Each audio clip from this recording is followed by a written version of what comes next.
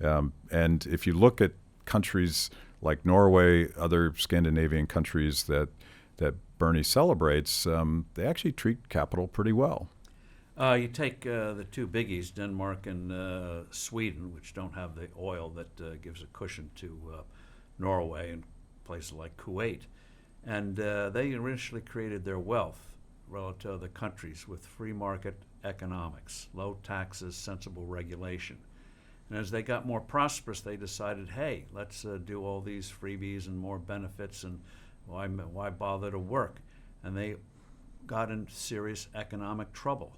And so they scaled back the very kinds of behaviors that Bernie Sanders wants to bring here to the United States. Sweden, for example, does not have a death tax. Sweden allows you school choice. Is that what Bernie Sanders is proposing? If so, I haven't heard it yet. Yeah. If so, I'd sign up. So they have their fantasy lands Yeah. that don't exist. Yeah.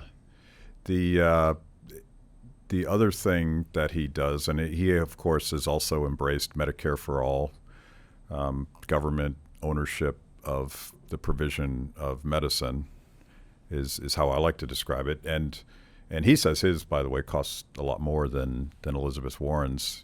But he takes it a step further, and this is the first time I think I've seen this proposal. He wants to forgive medical debt, and along with education debt.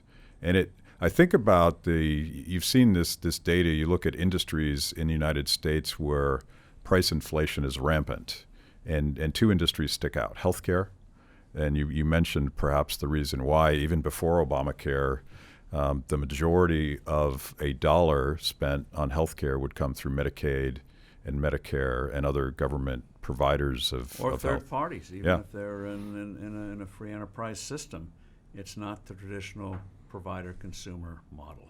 So and maybe I think this is counterintuitive to people that don't think like economists, but the more that the government throws money at something like healthcare, without competition, without accountability of all these third-party decision makers, you get less and less, but you can spend seemingly an infinite amount on really bad healthcare.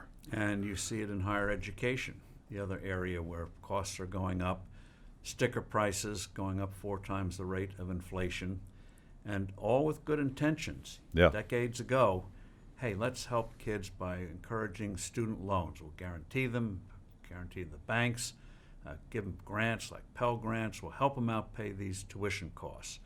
And unlike the traditional scholarship that colleges and universities had, where you were expected to work and get help from others, this became a way for universities and colleges to get money and jack up costs and build more facilities. You look at the rise, and this also is government regulation.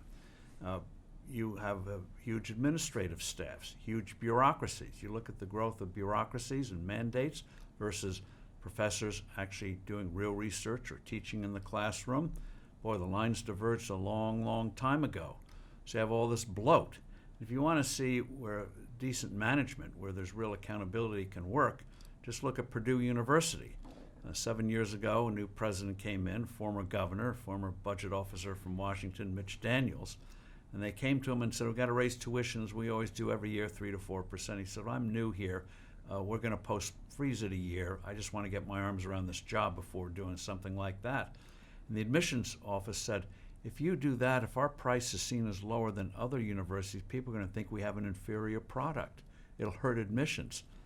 Now they come to him and say, don't raise the tuition. So for 7 years he froze tuition, not for 1 year, but for 7 years in a row. Cut deals with places like Amazon to make textbooks cheaper and the like, efficiencies in food services. And today, a kid going to Purdue will spend less overall than a kid going to Purdue 7 years ago. Wow. They've hired more professors, so it's not skimping on educational opportunities. So it goes to show where there's accountability and you have the traditional markets, consumerism working, by golly, you will get more for less.